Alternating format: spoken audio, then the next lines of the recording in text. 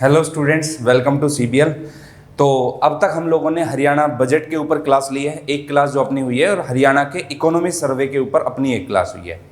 तो हरियाणा का जो इकोनॉमी सर्वे का जो फर्स्ट और सेकंड चैप्टर है वो जनरली तो रिलेट करता है बजट के साथ ही, लेकिन उसके अंदर जो अपना जीडीपी है, पर कैपिटा इनकम है, कांस्टेंट प्राइस पर, करंट प्राइसेस के ऊपर इनका क्या ट्रेंड रहा है बेस ईयर से लेके अब तक, उनके ऊपर बातें होती है। अब जो प्रोस्पेरिटी है स्टेट की इकोनॉमी की, वो ये स्टार्टिंग के फर्स्ट सेकंड चैप्टर बताते हैं। एक चैप्टर अपना कंप्लीट हो गया था और उसी चैप्टर में हमने देखा कि एग्रीकल्चर से रिलेटेड क्या ट्रेंड रहा है और किस तरीके से इस कोरोना टाइम पीरियड पे इंडस्ट्री सेक्टर से मार्केट शिफ्ट हुई किसकी तरफ, एग्रीकल्चर की तरफ, और फिर दोबारा वो किस तरफ शिफ्ट हो रही है, इंडस्ट्री की तरफ।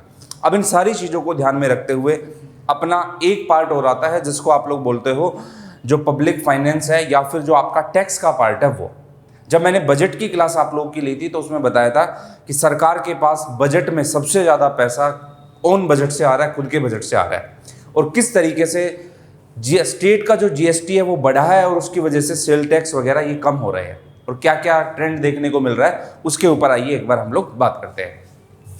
तो अपना सेकेंड चैप्टर जिसका नाम है public finance, banking, credit, financial inclusion, excise and taxation, ये है अपना।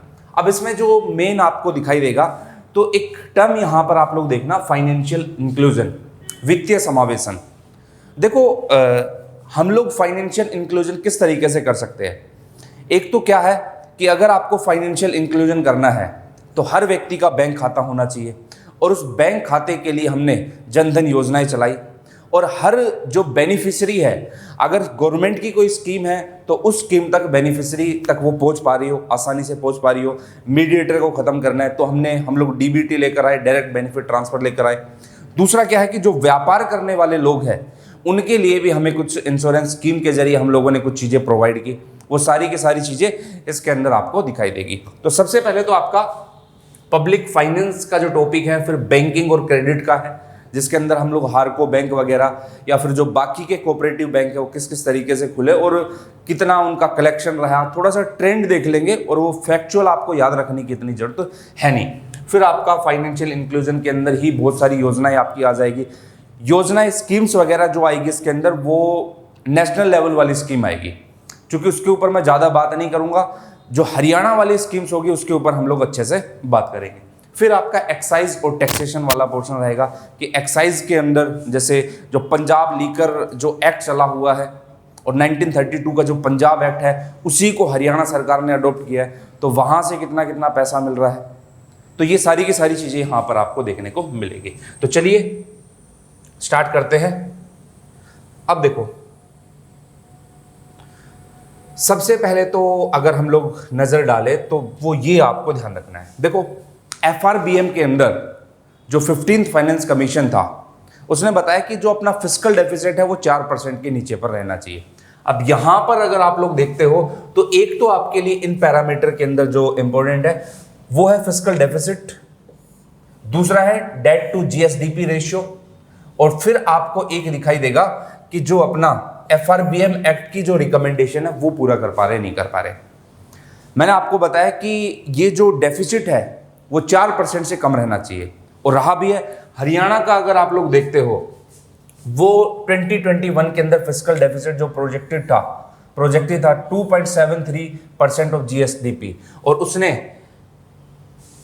कितने परसेंट जो एफआरबीएम ने हरियाणा के लिए बताया था वो कितना, 3%, और 3% से काफ़ी नीचे था।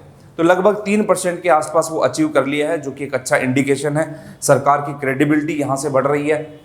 फिर दूसरा अगर आप लोग नज़र डालते हो तो डेट टू जीएसडीपी रेशियो, ये आपको पता है कि ये किसी भी स्टेट का या किसी भी कंट्री का ये कम होना चाहिए। अगर ये कम होगा तो उससे सरकार का जो डेट है वो कम होगा, और सरकार का अगर वो कम है तो सरकार फ्यूचर के लिए, अब मेरे ऊपर आप समझो कि अगर मेरे ऊपर उधारी ज़्यादा है तो मैं उस उधारी को कई सालों में चुका पाऊंगा, और उधारी अगर वो कम है और मेरा जो जीडीपी है वो अच्छे से चल पा रहा है तो उसका बेनिफिट क्या होगा कि मैं उस उधारी को कम से कम कर पा रहा हूँ और आगे के लिए भी मैं सिक्योर रहूँगा। और फिर अगर कोई मेरे को लोन भी देगा तो वो ये रहेगा कि हाँ भाई इस पर्सन का डेट टू जीएसडीपी रेशियो क्या है, कम है। और भी बहुत सारे फैक्टर यहाँ पर आपको दिखाई देंगे। देखते हैं अब आगे। अब अगला आपका आता है रिवेन्यू रिसिप्ट और रिवेन्यू एक्सपेंडिचर। अगर आप लोग इसको देखते हो, रिवेन्यू रिसिप्ट और रिवेन्यू एक्सपेंडिचर को देखो, अगर हम लोग सरकार की प्राप्तियों की बात करें तो एक सरकार की प्राप्तियां होती है रेवेन्यू रिसिप्ट, एक सरकार की को जहां से पैसा प्राप्त होता है वो है कैपिटल रिसिप्ट। ऐसे अगर खर्चे की तरफ अगर हम लोग बात करें तो ऐसे ही कैपिटल रिसिप्ट और कैपिटल एक्सपेंडिचर होता है। तो यहां पर रिवेन्यू एक्सपेंडिचर मतलब रिवेन्यू वाला अपना डेफिसिट में रहा है या किस तरीके से रहा है। देखो, जब आप लोग रिवेन्यू डेफिसिट की बात करते हो तो वो आता है आपका जब रिवेन्यू एक्सपेंडिचर ज्यादा हो किससे, रिवेन्यू रिसिप्ट से। तो यहां पर अगर रिवेन्यू एक्सपेंडिचर ज्यादा है किससे, रिवेन्यू रिसिप्ट से, तो वो आपका क्या होगा, रिवेन्यू डेफिसिट होगा। बजट डेफिसिट टोटल होता है। यहां पर एक बार आप लोग ट्रेंड देखना, तो ये आपका रिवेन्यू रिसिप्ट है और ये आपका रिवेन्यू एक्सपेंडिचर है। तो आप इस चीज से ये अंदाजा लगा सकते हो, ये आइडिया लगा सकते हो कि जो अपना रिवेन्यू एक्सपेंडिचर है 2021 का वो ज्यादा है, और किससे ज्यादा है, रिवेन्यू रिसिप्ट से। तो इसका मतलब ये हुआ कि यहां पर सरकार का जो एक्सपेंडिचर है वो ज्यादा है, तो ये क्या हो गया, रिवेन्यू डेफिसिट हो गया। अब देखो, इसमें सबसे बड़ी चीज मैं आपको बताता हूं कि डेफिसिट के अंदर आपको लगभग क्यों दिखाई दे रहा है। अब यहां पर ज्यादा डिफरेंस यहां पर नहीं दिखाई देगा आपको। अब इस टाइम पीरियड पे अगर आप लोग देखते हो 2020-21 के अंदर, तो कोरोना का टाइम पीरियड था, सरकार के पास इंडस्ट्री के अंदर प्रोडक्शन कम हो रहा है और सर्विस सेक्टर इतना अच्छे से काम नहीं कर पा रहा है, एग्रीकल्चर बेस है, और टैक्सेस जो है हमारे पास कम हो रहे हैं। और जब टैक्सेस कम हो रहे हैं तो आपको पता है कि रिवेन्यू रिसिप्ट के अंदर क्या आते हैं, टैक्स और नॉन टैक्स आता है। जो फीस वगैरह है, कोर्ट वगैरह काम नहीं कर रहे हैं, बाकी चीज़ें काम नहीं कर रही है, तो वो भी कहीं ना कहीं कम हो रही है। और जब ये कम हो रही है तो उसकी वजह से हमारी जो प्राप्तियां है वो कम हो रही है, और प्राप्तियां कम हो रही है तो आपको ये क्या दिखाई देगा, ये यहाँ पर गैप दिखाई देगा। अब आइए थोड़ा सा एक बार इसको परसेंटेज के बेसिस पर देखते हैं। देखो,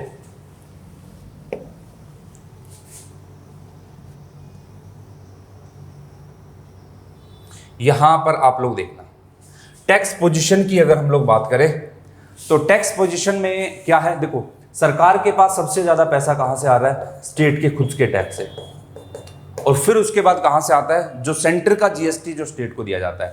तो 2021 की अगर हम लोग बात करें तो यहां पर 2020-21 का जो बजट एस्टिमेट है वो 52095 का एस्टिमेट, और सेंट्रल का जो है 8484 है, और टोटल हो गया 6580। तो इसका मतलब ये हुआ कि अगर आप लोग देखते हो तो 52,000 लगभग 95 करोड़ तो स्टेट का खुद का टैक्स है, और सेंट्रल का तो बिल्कुल ना के बराबर है। और ये कब बढ़ा है, अब आप लोग लगातार देखते हो 2017-18 से लेके अब तक, 1 जुलाई 2017 से जीएसटी आया है, और जीएसटी आने से बाकी के जो टैक्सेस है उसको सब्ज्यूम कर दिया गया है। तो जब बाकी के टैक्स सब्ज्यूम हुए हैं तो वो कम हुए हैं, और स्टेट का जो खुद का टैक्स रिवेन्यू है या जो जीएसटी वाला पोर्शन है वो काफी ज्यादा रहा है। यहां पर एक बार आप लोग नजर डालना,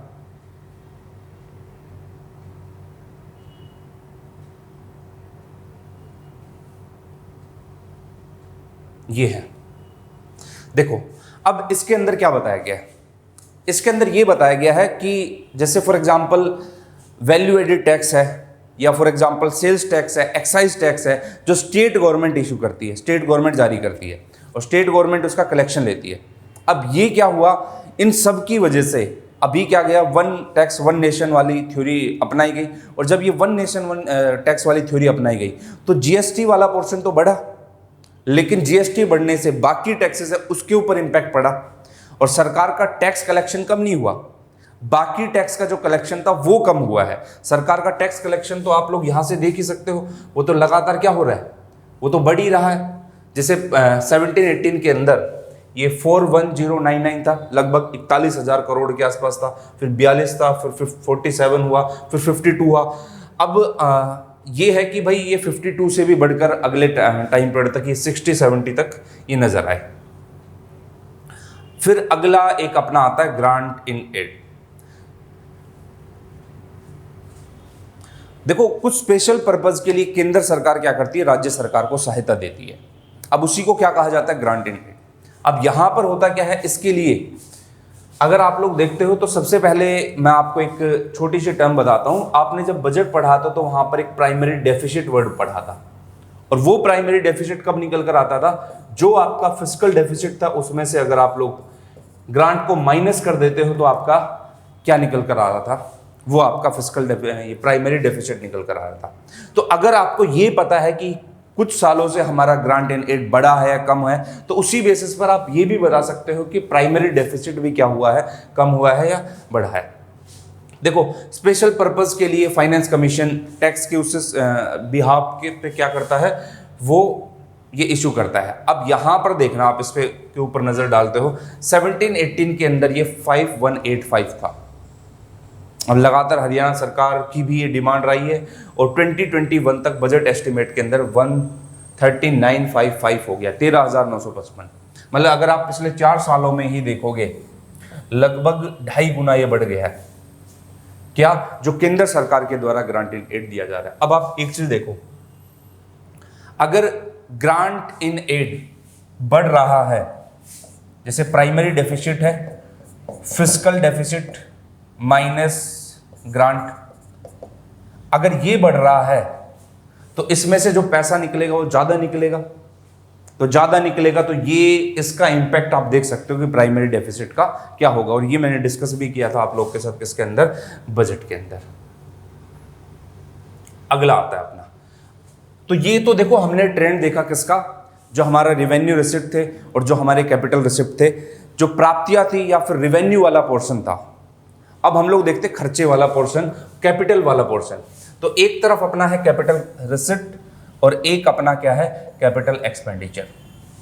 मतलब सरकार के ऐसे खर्चे जो एसेट और लाइबिलिटीज या तो बढ़ाते हैं, उसको क्या करते हैं, कम करते हैं। तो यहां पर हम लोग देखते हैं कि सरकार की पूंजीगत प्राप्तियां क्या है।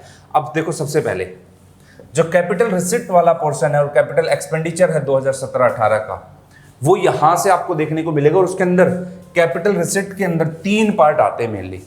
सबसे पहला पार्ट तो क्या आएगा, रिकवरी ऑफ लोन, लोन की रिकवरी जो हुई है, हमने जो लोन दिया है, खर्चा हुआ है सरकार का।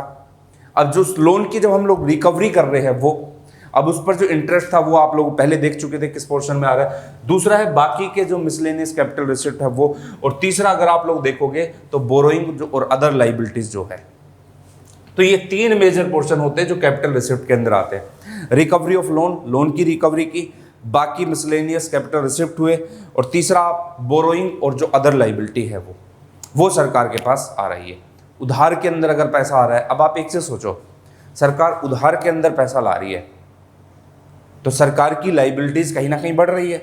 मेरे पास पैसा तो आ रहा है, मैं उस पैसे से स्कॉर्पियो खरीद रहा हूँ, फॉर्च्यूनर खरीद रहा हूँ, लेकिन वो पैसा आ कहाँ से रहा है, कहाँ से पैसा आ रहा है, मैं कुछ चीज़ खर्च कर रहा हूँ, मैं अपनी ज़मीन बेच रहा हूँ, ज़मीन बेच के हमारे यहाँ गाड़ी लाई जाती है, ठीक है, तो वो एसेट जो मेरी संपत्ति थी वो कहीं ना कहीं कम हो रही है। तो ये ऐसी चीज़ें आप लोग लॉजिक लगाकर भी बता दोगे कि कहाँ पर एसेट बढ़ेगा, कहाँ पर लाइबिलिटी कम होगी, उसको रटना नहीं है आपको, ठीक है। चलो तो देखते हैं एक बार।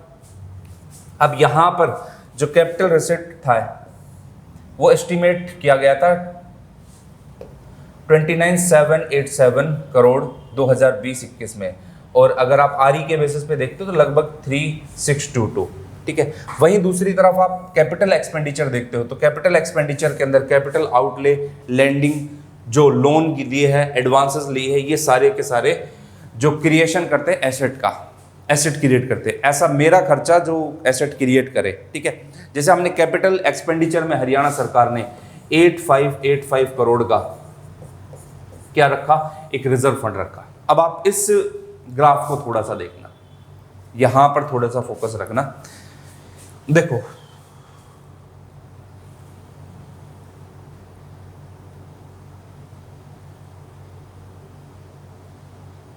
ये आपका ट्रेंड दिखा रहा है कैपिटल रिसिप्ट का और कैपिटल एक्सपेंडिचर का। देखो, सिंपल सी चीज मैं आप लोगों को बताता हूं, आप ना डेटा याद मत रखो, बिल्कुल सिर्फ ये याद रखो कि रिवेन्यू रिसिप्ट और कैपिटल रिसिप्ट कौन सा ज्यादा है, कौन सा कम है।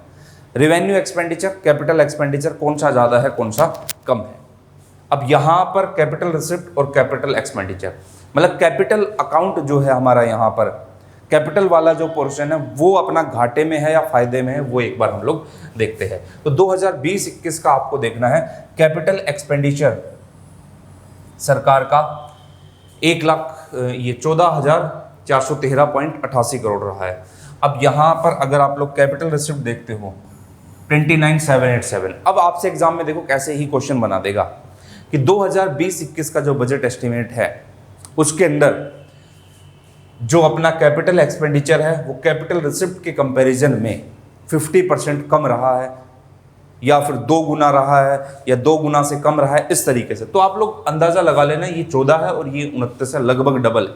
तो इसका मतलब हुआ कि हमारे पास कैपिटल रिसिप्ट ज़्यादा है, प्राप्तियाँ ज़्यादा है और कैपिटल एक्सपेंडिचर क्या है, कम है। और ये तो तब आया जब हमने 8585 करोड़ का रिजर्व फंड रखा है, ठीक है।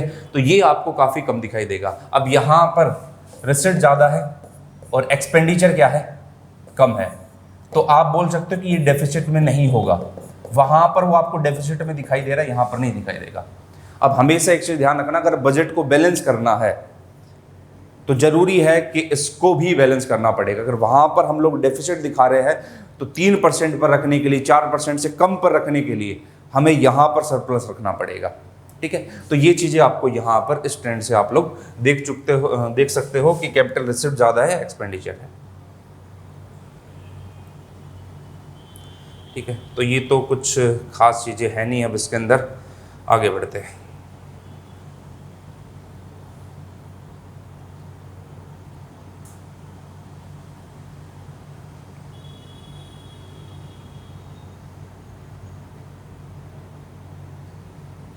अब यहाँ पर देखो एक बार, आप इस चीज़ को देखो। अब होता क्या है कि फाइनेंशियल इंक्लूजन के लिए या फाइनेंशियल प्लान के लिए, क्रेडिट प्लान के लिए सरकार क्या करती है, सरकार इस टाइप का एक एनुअल क्रेडिट प्लान जारी करती है। और उसके अंदर क्या होता है, जैसे हमारे पास 3 मेन सेक्टर है, एग्रीकल्चर और अलाइड हो गया, फॉरेस्ट्री हो गया, लॉगिंग हो गया, या फिर आपका माइनिंग वगैरह बाकी चीज़ें हो गई। दूसरा माइक्रो स्मॉल मीडियम एंटरप्राइजेस, ये हो गए। तीसरा अदर प्रायोरिटी सेक्टर, ये वगैरह हो गया। ये 3 सेक्टर है, इन 3 सेक्टर के अंदर अगर आप लोग देखोगे तो देखो, जैसे एक तरीके से मैं बोलता हूं कि मुझे अगले 1 साल तक तैयारी करनी है और इस अगले 1 साल तक तैयारी करने के अंदर मैंने क्या क्या क्रेडिट किया, क्या क्या मैंने लॉस किया। अब तैयारी के अंदर मैं बोलता हूं कि मेरे पास 4 चीज़ें हैं, ये 4 चीज़ें मैं बांट देता हूं। अब इन 4 चीज़ों के अंदर, जैसे मान लो मैं जिस एग्ज़ाम की तैयारी कर रहा हूँ उसमें जीएस ज़्यादा आती है, तो हरियाणा में जैसे आप देख सकते हो ये वाला पोर्शन ज़्यादा है, तो इसके अंदर क्या अचीवमेंट रहेगी और मैंने 1 साल के अंदर क्या अचीव किया है। तो उसी तरीके से क्रेडिट प्लान जारी होता है हरियाणा सरकार का, और उसके अंदर या तो एग्रीकल्चर की सेवाएं होगी। हरियाणा में यार 2 ही चीज़ तो मेन है, एग्रीकल्चर है, इंडस्ट्री है। इंडस्ट्री के अंदर भी कौन सी, माइक्रो स्मॉल और मीडियम एंटरप्राइजेज होगी। फिर तीसरा होगा जो उसके अलावा जो अदर प्रायोरिटी सेक्टर है। तो यहाँ पर परसेंटेज अचीव देखते हैं कि हमने कितना है। सबसे ज़्यादा हमने किसके अंदर किया है, माइक्रो स्मॉल और मीडियम एंटरप्राइजेस पर। ये आप लोग है ना, इनका ऑर्डर याद रखना कि सबसे ज़्यादा किसमें, फिर कम किसमें है, और दूसरे नंबर पर तो आप बता ही सकते हो कि होना हो किसके अंदर होगा, एग्रीकल्चर के अंदर होगा। अब अगर देखते हो यही चीज़ आप लोग कब, अगर आप लोग देखते हो 1966 के अंदर, तो ये क्रेडिट प्लान अगर उस टाइम का देखते हो तो आप खुद बोल दोगे कि सर उस टाइम पे ये वाला क्रेडिट प्लान एग्रीकल्चर और अलाइड सर्विस का ज़्यादा था, मीडियम माइक्रो स्मॉल एंटरप्राइजेस का कम था, क्योंकि उस टाइम पे इतनी इंडस्ट्री थी नहीं। अब तो लगातार इंडस्ट्री बढ़ती जा रही है, और जब ये चीज़ें बढ़ रही है तो उसकी वजह से अगर ये बढ़ रहा है माइक्रो स्मॉल एंटरप्राइजेस तो ये कम होगा, और ये थर्ड वाला तो फिर वो अलग ही हो गया। तो ये एनुअल क्रेडिट प्लान है किसका, सरकार का। आगे बढ़ते हैं।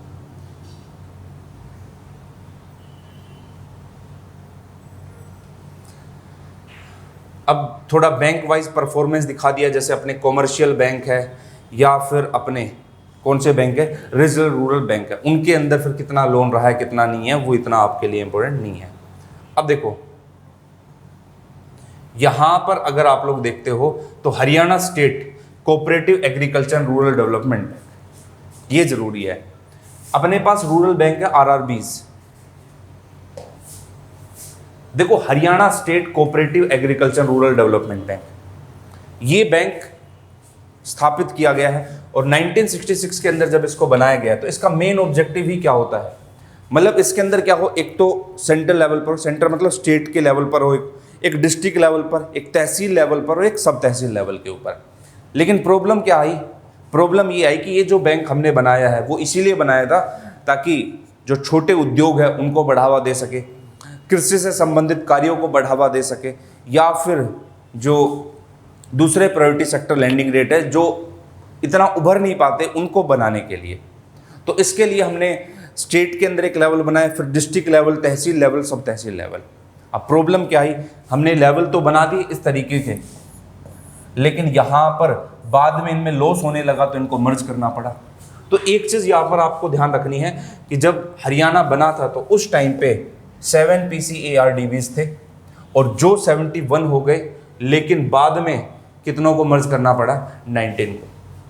थोड़ा बहुत ये भी दिखाई दिया कि वहाँ पर कुछ कई जगहों पर भ्रष्टाचार, करप्शन जैसी चीज़ें दिखाई दी, उनके देखते हुए भी ये चीज़ें की गई।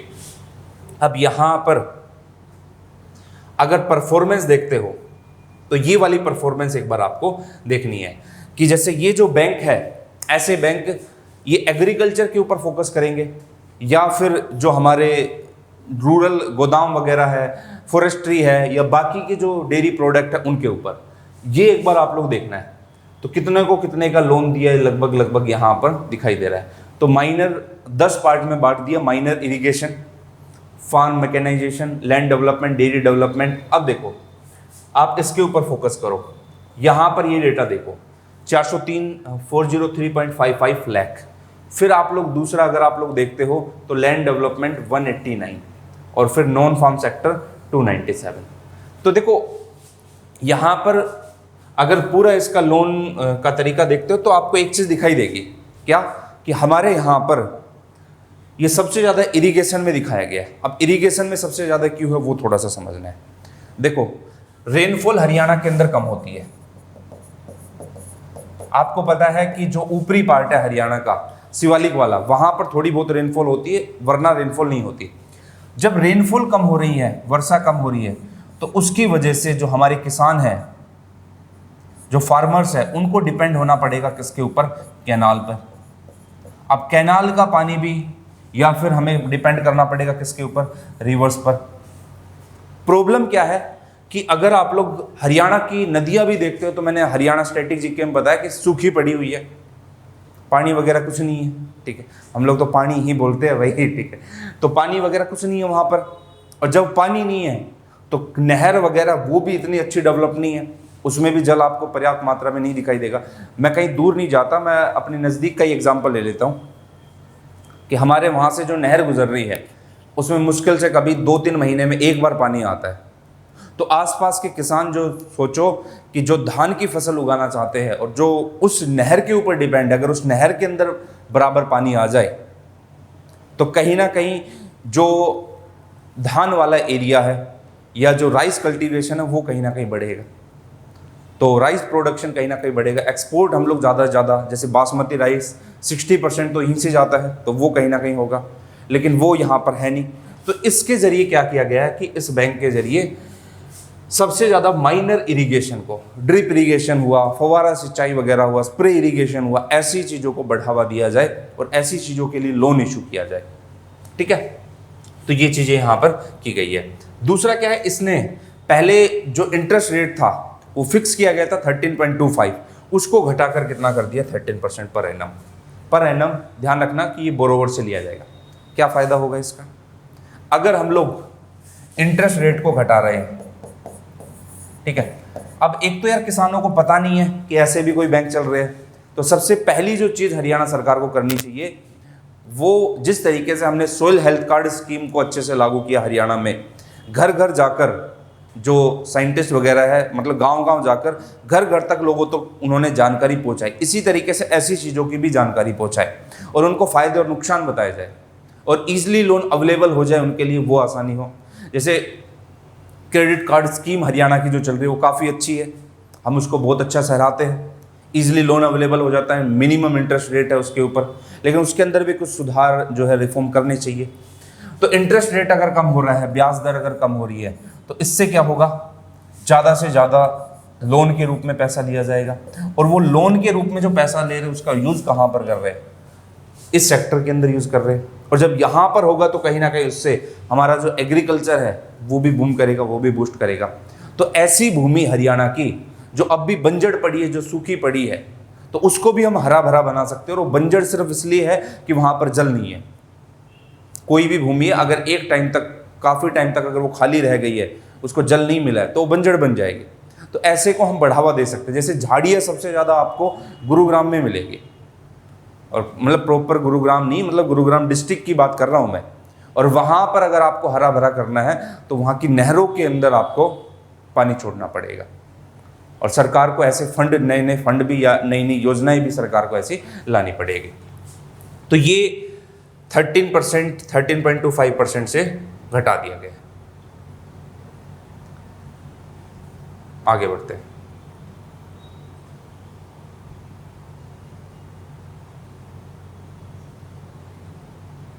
अब देखो,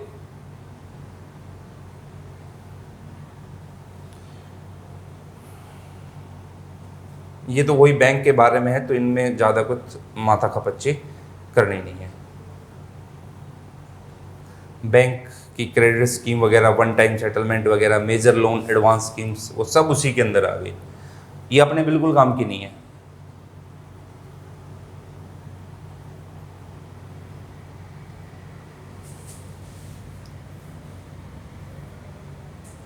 अब ये है एक्साइज एंड टैक्सेशन, ये आपके लिए ज़रूरी है। अगर हम लोग बात करें एक्साइज एंड टैक्सेशन, तो हमारे यहाँ पर क्या है कि जो जीएसटी के अंदर रेवेन्यू है, सरकार चाहेगी कि वो ज़्यादा ज़्यादा हो। हरियाणा वेट, जो सेंट्रल सेस टैक्स है, सीएसटी एक्ट, वो है। पंजाब एक्साइज टैक्स है, या फिर आप लोग देखते हो गुड्स एंड सर्विस टैक्स जो 1 जुलाई से आया है ये। तो ये हरियाणा जो है लगभग 4.5%, कितने, ये परसेंटेज ध्यान रखना, 4.5% जो ओवरऑल टैक्स है उसको क्या करता है, वो कंट्रीब्यूट करता है। पूरे जीएसटी के अंदर हरियाणा स्टेट का जो जीएसटी है वो कितना है, 4.5% यहाँ पर आपको दिखाई देगा। अब देखो क्या है, जीएसटी कलेक्शन वाइज हम लोग देख लेंगे। इससे पहले आपको दो चीज जो ध्यान रखनी है। अब एक चीज आप सोचो कि टैक्स कहीं ना कहीं व्यापार से आ रहा है, ट्रेड हो रहा है तो टैक्स आ रहा है, इंडस्ट्री जो चल रही है, उद्योग जो चल रहे हैं तो टैक्स आ रहा है हमारे पास। और अगर ये कम होने लग जाए किसी भी कंडीशन से, अगर यहाँ पर इन लोगों को कोई ज़्यादा फायदा ना हो या सरकार के द्वारा कुछ ऐसी सुविधा ना दी जा रही हो, तो वो लोग शिफ्टिंग करने लग जाएंगे। अब वो सोचेंगे कि हम लोग ऐसी जगह पर जाते हैं कि जहाँ पर हमें सिक्योरिटी मिले, हमारे वेलफेयर के लिए बात हो। तो यहाँ पर सरकार ने क्या किया, जो ट्रेड और जो इंडस्ट्री है उसके लिए सरकार ने दो योजनाएं 11 सितंबर 2019 से लॉन्च की है। आप इसकी डेट याद रखना, चूंकि आप लोग फैक्चुअल इंफॉर्मेशन थोड़ी सी ज़्यादा ध्यान रखोगे, इसलिए 11 सितंबर से 2019 से एक तो मुख्यमंत्री व्यापारी सामूहिक निजी दुर्घटना बीमा योजना और दूसरा क्षतिपूर्ति योजना। मुख्यमंत्री व्यापारी सामूहिक निजी दुर्घटना, यहाँ पर दुर्घटना हो जाती है तो, और दूसरा मुख्यमंत्री व्यापारी क्षतिपूर्ति बीमा योजना। अब एग्जाम में पहला क्वेश्चन ये पूछ लेगा कि ये योजना किसके लिए दी गई है, जिन किसानों की फसल खराब हो गई है उनके लिए, या एग्रीकल्चर के अंदर, या फिर जो ट्रेड है और इंडस्ट्री उसके लिए। तो ध्यान रखने ट्रेड और इंडस्ट्री के लिए। अब क्या है इसके अंदर, जो पहली योजना है जो कि दुर्घटना बीमा योजना है, इतना बड़ा नाम याद नहीं रहता, कोई दिक्कत नहीं, दुर्घटना बीमा योजना ध्यान रखना।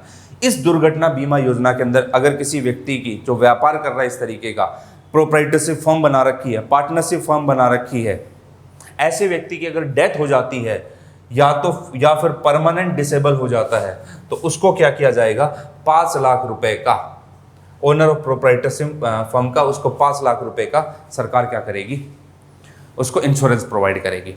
अब यहाँ पर 5 लाख है, और अगर आप दूसरे में देखते हो, दूसरे में क्या है कि किसी प्रकार का कोई लॉस हो जाए, जो क्षतिपूर्ति योजना है, कोई लॉस हो जाए या फिर सामान चोरी हो जाए या कुछ भी हो सकता है, stock of goods, furniture, fixer, ये सब फायर हो गया, बाढ़ आ गई, अर्थक्वेक आ गया, तो इसके अंदर क्या है, 5 लाख से 25 लाख रुपए का जो उसका रजिस्टर्ड टर्नओवर है, टैक्स पेयर है, टैक्स के बेस पर उसको 5 लाख से 25 लाख रुपए तक का ये प्रोवाइड करवाया जाएगा। अब यहाँ पर जो ध्यान रखना है आपको अब इन दोनों का जो प्रीमियम है वो कौन वहन करेगी? वो कंपनी वहन करेगी, हरियाणा सरकार। तो हरियाणा सरकार की योजना है, हरियाणा सरकार इसका वहन करेगी। और हरियाणा सरकार ने ये काम किस इंश्योरेंस कंपनी को दिया है? तो ये दिया है यूनाइटेड इंडिया इंश्योरेंस कंपनी। क्या फ़ायदा होगा इससे? तो ये इसका वहन करेगी। और इसमें भी फिर हम लोग देखेंगे कि अब तक कितने लोगों को मिल चुका है। तो यहाँ पर जैसे बताया गया है कि 42 क्लेम रिसीव्ड हुए हैं और जिसमें से 26 क्लेम को पैसा दे दिया है, सेटल कर लिया गया है। और इस योजना के तहत 15 लाख रुपए इन केसेस के अंदर दिए गए। 72.70 लाख अब तक दिए जा चुके हैं 23 केसेस के अंदर। ये कुछ है, ये फैक्ट याद रखने की आपको जरूरत नहीं है। इससे होगा क्या? इससे होगा ये कि अगर हम लोग ऐसी योजना लागू कर रहे हैं तो हमारा व्यापारिक समूह है, जो भी कोई व्यक्ति व्यापार कर रहा है, उसके कल्याण के लिए हम लोग कुछ बात कर रहे हैं, वेलफेयर के लिए। जब उसके लिए बात कर रहे हैं तो उसको पता है कि सरकार ने मेरे लिए योजना बना रखी है। हालांकि कुछ ऐसी चीज़ें, नेगेटिव चीज़ें ना हो, लेकिन फिर भी कहीं ना कहीं उसका मनोबल बढ़ेगा। और मनोबल किस तरीके से बढ़ेगा कि ठीक है यार, अगर मेरे साथ कुछ मिस हैपनिंग, मैं सामान की मान लेता हूँ, अगर ऐसा होता है तो कहीं ना कहीं यहाँ पर मेरे को इंश्योरेंस में भी ये चीज़ें कवर हो रही है। और सरकार खुद, हरियाणा सरकार उसका वहन कर रही है। ज़्यादा से ज़्यादा उसका मनोबल बढ़ेगा तो और व्यापार करेगा तो टैक्स कहीं ना कहीं क्या होगा? बढ़ेगा। ये सारी चीज़ें यहाँ पर देखी गई है।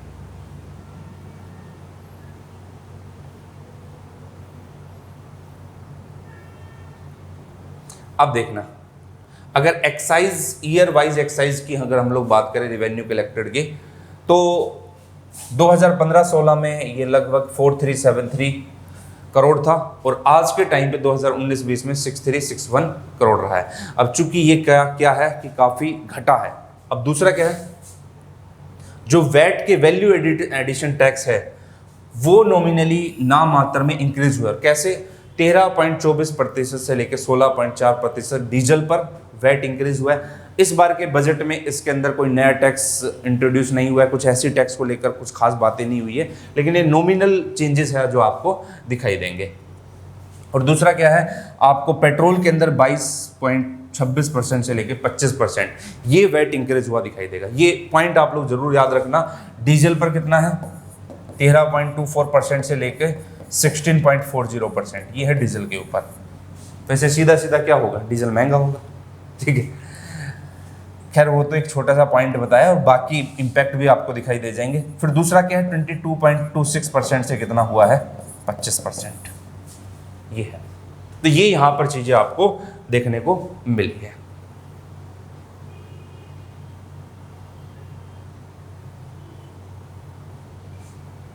अब ये आता है फाइनेंशियल इंक्लूजन, वित्तीय समावेशन। देखो, फाइनेंशियल इंक्लूजन, वित्तीय समावेशन, इसका सीधा सीधा मतलब ये है कि हर घर तक, हर व्यक्ति तक वित्तीय पहुंच हो। समावेशन का मतलब ये होता है सबका विकास। देखो, जैसे अगर आप लोग इंक्लूजन का मतलब होता है कि ऑल इंक्लूड, सभी उसके अंदर इंक्लूड हो गए। और सब इंक्लूड का मतलब है कि अगर कोई समाज में, कोई सोसाइटी में इस पायदान पर खड़ा है और कोई इस पर भी है, तो इस तक भी फाइनेंशियली पहुंचो और इस तक भी हो। अब यहाँ पर फाइनेंशियल इंक्लूजन 2-3 तरीकों से हो सकता है। एक तो हो सकता है डायरेक्ट बेनिफिट ट्रांसफर, जो सब्सिडी वगैरह मिलती है या जो सहायता वगैरह मिलती है, उसको डायरेक्टली जो लाभार्थी है, बेनिफिशियरी है, उसके पास ट्रांसफर कर दिया जाए। पहले क्या होता था, एक मीडिएटर के थ्रू ये चीज़ें जाती थी, करप्शन होता था यहाँ पर, और महिलाओं की भागीदारी प्रॉपर नहीं हो पाती थी, सरकार भी वो पूरा डेटा इकट्ठा नहीं कर पाती थी। अब इन सारी चीज़ों को जब आधार से लिंक कर दिया गया है तो डबल वाली चीज़ें भी गायब हो गई है। तो डीबीटी, डायरेक्ट बेनिफिट ट्रांसफर, जो 1 जनवरी 2013 से लॉन्च हुआ है, उसका फ़ायदा ये भी हुआ है कि सीधे खाते में पैसे जाते हैं और फाइनेंशियल इंक्लूजन, ये यहाँ पर चीज़ें होती जा रही है, ठीक है। अब यहाँ पर आपको, चूंकि इस योजना के अंदर तो आप लोग पहले ही पढ़ चुके हो, लेकिन ज़रूरी है ये वाला देखना, number of direct benefit transfer. 2013 से इसको शुरू किया गया, लेकिन ये जो डेटा है वो पिछले 5 साल का आपको दिखाई देगा। देखो, 2018-19 के अंदर ये अपने हायर पीक पर रहा है, और 2019-20 से 2020-21 तक अगर आप लोग देखते हो तो इसके अंदर क्या हुआ है, ये डिक्रीज हुआ है। और आज के टाइम पे 8537, 851 लगभग इतने जो है डीबीटी बेनिफिशियरी, मैं एक पूरे साल का बता रहा हूँ, कहीं आप इसको वैसे कंपेयर करने लग जाओ, ठीक है। तो इतने डीबीटी बेनिफिशियरी इसका लाभ हुआ है, और वो लगभग इस पोर्टल के जरिए, स्टेट डीबीटी के जरिए लगभग 130 स्कीम, जिसमें 74 स्टेट की स्कीम है और 56 जो है वो सेंटर की स्कीम से उसका फ़ायदा उठा पा रहे हैं। अब इसी की तर्ज पर, फाइनेंशियल इंक्लूजन की तर्ज पर एक और स्कीम थी अपनी स्टैंड अप इंडिया, जो कि लॉन्च की गई थी अप्रैल 2016 के अंदर। इसके अंदर क्या किया गया है, जो एससी है, जो एसटी और जो वुमेन एंटरप्रेन्योर है, सब तक उनकी पहुंच हो फाइनेंशियल की। और यहाँ पर मेन मकसद रखा गया है कि जो गवर्नमेंट ऑफ इंडिया ने डिसाइड किया गया है कि हर ब्रांच और हर बैंक कम से कम एक लोन तो जो है एससी, एसटी और वुमेन को प्रोवाइड करे। कितने से? 10 लाख से 1 करोड़ के बीच में, ठीक है। तो यहाँ पर क्या होगा, ज़्यादा से ज़्यादा अगर एससी को, एसटी को और वुमेन को, जो एंटरप्रेन्योर, अगर इनको इजिली लोन मिल रहा है, ये इजिली पहुंच पा रहे हैं, तो अब आप एक चीज सोचो कि मैंने बताया ना कि एक पर्सन तो ए है और एक पर्सन है बी है, इसको तो वैसे भी लोन मिल पा रहा है, लेकिन इसके लोन में प्रॉब्लम आ रही है और ये कोई बिजनेस करना चाहता है, थोड़ा बहुत पैसा है, बैंक इसकी मदद कर दे, तो ये भी कहीं ना कहीं ऊपर उठ कर रहेगा। तो एससी, एसटी, वुमेन एंटरप्रेन्योर ये हो रहा है यहाँ पर, इनको अगर प्रोवाइड कर रहे हैं तो ज़्यादा से ज़्यादा इनको बढ़ावा मिल रहा है, तो ये भी व्यापार के अंदर, इंडस्ट्री के अंदर अच्छा कर पा रहे हैं। और वो सारी चीज़ें अगर अच्छी हो रही तो सरकार के पास टैक्स भी ज़्यादा आ रहा है, फाइनेंशियल इंक्लूजन का सरकार का जो सपना है वो भी क्या हो पा रहा है, पूरा हो पा रहा है। फिर इसके अंदर फिर एक आया आपका प्रधानमंत्री जन धन योजना। अब जैसे फिर मुद्रा योजना आया, जिसके अंदर शिशु, किशोर, तरुण, इनको जो है अमाउंट डिस्बर्स किया गया, जो है लोन दिया जाता है 50,000 तक का शिशु, 50,000 से 5 लाख तक का तरुण को, और फिर किशोर को 5 लाख से 10 लाख तक का। फिर प्रधानमंत्री सुरक्षा बीमा योजना। अब ये जो है ना केंद्र की योजनाएं है। हरियाणा में इनमें क्या मिलेगा, सिर्फ ये मिलेगा क्या कि अकाउंट कितने ओपन हुए, आधार से कितने कनेक्ट हुए, ये आपको मिलेगा। ये जो योजना है, थोड़ा सा ये ध्यान रखना कब से शुरू हुई। मैं यहाँ पर ये 15 अगस्त 2014 को हमारे माननीय मुख्यमंत्री जी ने इसकी घोषणा की थी और 28 अगस्त 2014 से ये लागू हो गई थी, और लगभग सितंबर 2020 तक इसने 75.38 और अगले महीने तक 1 करोड़ अपने खाता खोल लिए थे। एक साल से पहले ही 2020 तक, सितंबर तक इसने ये इतने खोल लिए थे। हरियाणा के अंदर ये है। और यहाँ पर अगर आप लोग देखते हो, दूसरा मुद्रा योजना, मुद्रा के अंदर भी लोन प्रोवाइड किया जाता है। 50,000 तक का लोन शिशु को मिलेगा, 5 लाख तक का किशोर को मिलेगा और 5 लाख से 10 लाख तक का तरुण। इसमें फिर आप लोग देख सकते हो कि हरियाणा के अंदर इतने लोग का अकाउंट रहा है 2020 1 अप्रैल से लेकर 30 सितंबर तक, और कितने का अमाउंट दिया गया है, और किशोर का इतना रहा है और तरुण का इतना रहा है। तो इसका मतलब ये हुआ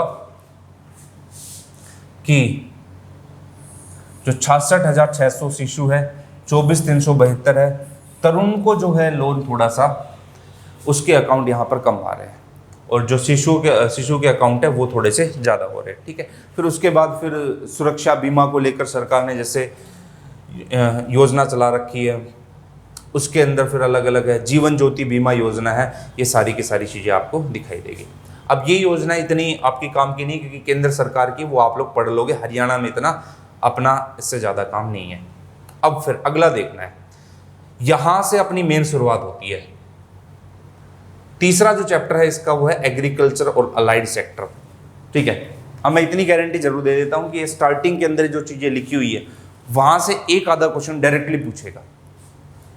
स्टार्टिंग के अंदर जो पूरा पैराग्राफ दे रखा था वहाँ से और यहाँ से, अब इसको थोड़ा जानना है। इसके अंदर जो स्कीम्स है वो हम करेंगे नेक्स्ट क्लास के अंदर, लेकिन इसकी कुछ बेसिक इंफॉर्मेशन है वो आज की क्लास के अंदर मैं आपकी कवर करवा दूंगा। अगर हम लोग एग्रीकल्चर की बात करें, हरियाणा के अंदर कृषि की बात करें, तो कृषि के अंदर यहाँ पर आपको दिखाई देगा कि हरियाणा में मुख्यतः रबी की फसलें, खरीफ की फसलें और जायद फसलें तीनों होती है। लेकिन हरियाणा में मुख्यतः अगर क्रॉप की भी बात करोगे, फसल की भी, तो एक तो आपका चावल और दूसरा आपका गेहूं, ये ज़्यादा होते हैं। फिर कॉटन के मामले में, कपास के मामले में देखोगे तो कपास में चौथी पोजीशन रखता है। गन्ने के मामलों में देखोगे तो यमुनानगर का गन्ना भी एक्सपोर्ट किया जाता है, निर्यात किया जाता है उसका भी, वो भी काफ़ी फेमस है। यहाँ पर जो इन्फॉर्मेशन दी गई है कि हरियाणा जो है एक लैंडलॉक स्टेट है। लैंडलॉक्ड स्टेट का मतलब है कि चारों तरफ से घिरा हुआ है, ये किससे,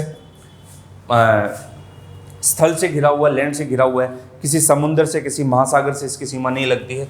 और 27 डिग्री 39 मिनट से 30, 35, 74, 28 से 30, 36।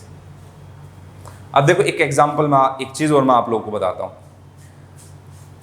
यहाँ पर लिखा हुआ 27, 39, 30, 35। जब मैंने स्टार्टिंग में क्लास ली थी तो एक स्टूडेंट ने कमेंट किया था कि सर ये 30 से कई बुक में 55 लिखा है, कहीं में 38 लिखा हुआ है। तो मैंने कहा कि यार हरियाणा ने इसको 35 माना है और ये इकोनॉमिक सर्वे है, ओरिजिनल कॉपी है, तो यहाँ पर 35 ही लिखा हुआ है। तो ध्यान रखना कि वो 30 डिग्री 35 से लेकर 74 डिग्री ये है। और टेम्परेचर अगर आप लोग देखोगे, जैसे एक आधी बार ये ऐसे भी सवाल आ जाते हैं, तो 45 डिग्री सेल्सियस से लेकर मतलब फ़ारेनहाइट में देखोगे आप लोग 113 डिग्री फ़ारेनहाइट में मिलता है। एवरेज रेनफॉल अगर आप लोग देखोगे हरियाणा के अंदर, तो हरियाणा के अंदर एवरेज रेनफॉल आपको काफ़ी कम दिखाई देगी, क्योंकि आपको पता है कि हरियाणा जो है अपर पार्ट में पड़ता है और वहाँ तक पहुँचते पहुँचते मानसूनी पवनें क्या हो जाती है, शुष्क हो जाती है। और जब मानसूनी पवनें कम हो जाती तो वहाँ पर रेनफॉल कम हो पाता है। हरियाणा का अपर पार्ट छोड़ दो आप लोग, कौन सा, पंचकुला, अंबाला, यमुनानगर, और बाकी पूरे एरिया के अंदर आपको रेनफॉल काफ़ी कम दिखाई देगी। ये एक्चुअल रेनफॉल आपको दिखाया गया है। यहाँ पर थोड़ा सा आप लोग देखना, हो सकता है कि यहाँ से क्वेश्चन आपसे पूछ दे। देखो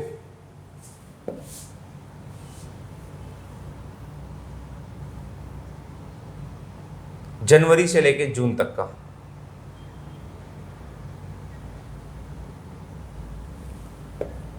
हम लोग कोई भी एक मंथ देख लेते हैं। यहाँ पर एक्चुअल और ये नॉर्मल है 55.3 mm ये है। मतलब हरियाणा के अंदर on an average rainfall 30 centimetre से लेके मैक्सिमम 110 सेंटीमीटर तक होती है। 110 तो बहुत ज़्यादा है, और बीच में वो 60 के आसपास रहता है। और कुछ एरिया ऐसे जैसे दक्षिणी भाग जो है हरियाणा का, फरीद, जहाँ पर अरावली वाला क्षेत्र है, वहाँ पर तो और कम रेनफॉल होगी। तो अंबाला के अंदर आपको यहाँ पर ज़्यादा दिखाई देगा। अंबाला के बाद आप पंचकुला में देखते हो, कुरुक्षेत्र के अंदर आप लोग देखते हो। तो ये ऊपरी पार्ट जो हरियाणा का जनवरी के अंदर यहाँ पर रेनफॉल ज़्यादा हुई।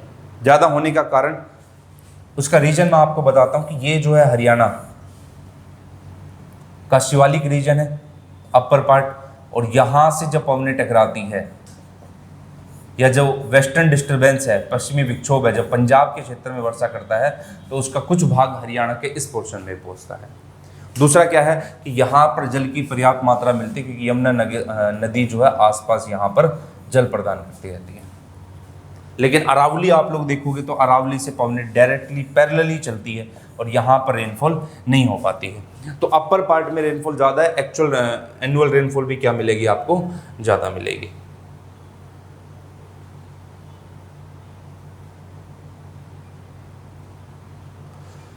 अब ये देखना है कि हरियाणा के जो मुख्य क्रॉप्स है, प्रिंसिपल क्रॉप्स है, जिसमें वेट हुआ, धान हुआ या टोटल फ्रूट ग्रेन, बाकी की सब हुआ, शुगर केन हुआ, कॉटन, तिलहन वगैरह, ये सब हुआ। एरिया अंडर अगर आप लोग देखते हो तो आपको 1966 के अंदर जो गेहूं के अंदर जो पर हेक्टेयर था वो था 743, मतलब 1000 हेक्टेयर पर 743 हेक्टेयर पर गेहूं। धान जो है वो 192 हेक्टेयर पर। जो बाकी के फूड ग्रेन वगैरह है जिसके लिए पानी कम चाहिए वो 3520 है। गन्ने के लिए गन्ना चूंकि यमुनानगर वाले क्षेत्र में ज़्यादा होता है तो वहाँ पर 150। कॉटन सिरसा के अंदर जो होता है वहाँ पर 183। तिलहन वगैरह 212 जो कि दक्षिणी हरियाणा के अंदर भी ठीक मात्रा में होता है ये है। और ग्रोस एरिया जो बोया जाता है वो 4599 है।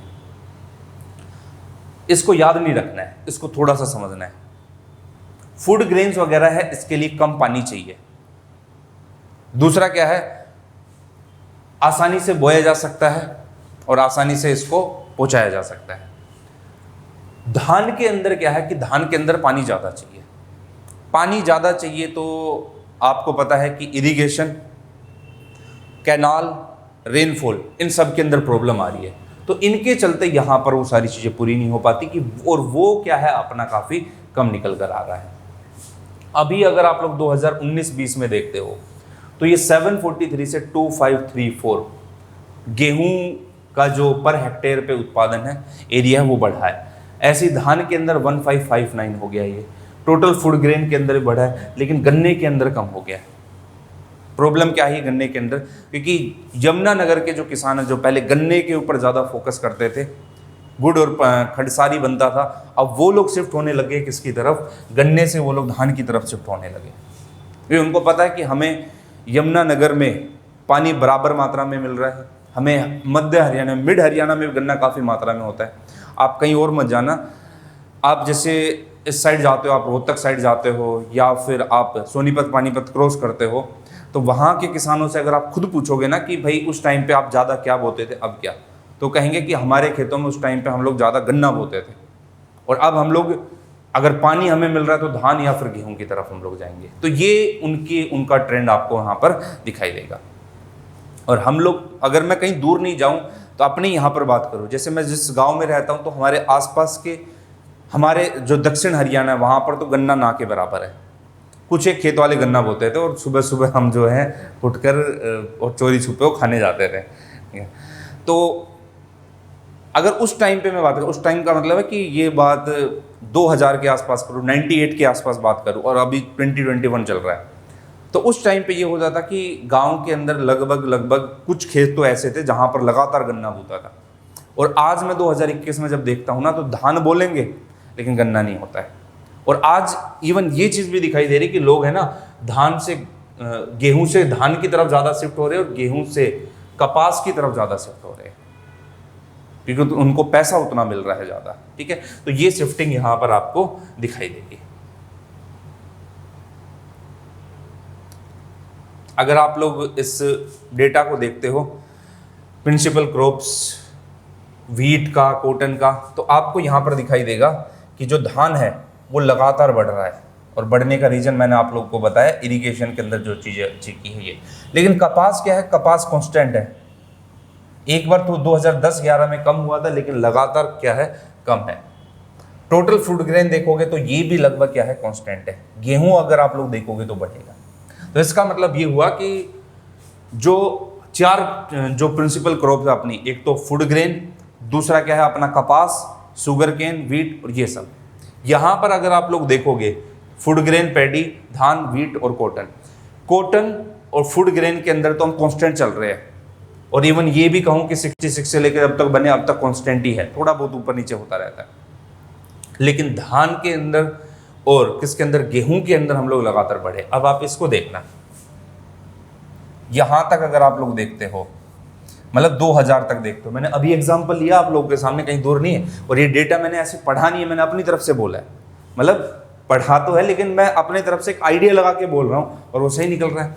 तो अगर आप लोग 2000 से देखते हो 2021 तक, तो देखो गेहूं का जो एरिया है, गेहूं कम हो रहा है, मतलब इस तरीके से ग्राफ आ रहा है।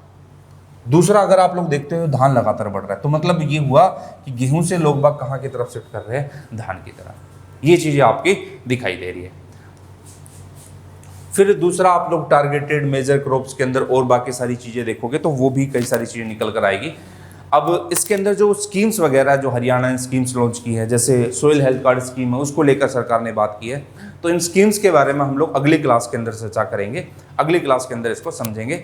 तब तक के लिए tata, bye bye, take care. तो मिलते हैं नेक्स्ट क्लास के अंदर। धन्यवाद। हाय, अगर आपको ये लेक्चर पसंद आया then do subscribe to our channel, and if you are serious for UPSC 2022 then आप हमारा कॉम्प्रिहेंसिव कोर्स चेकआउट कर सकते हैं।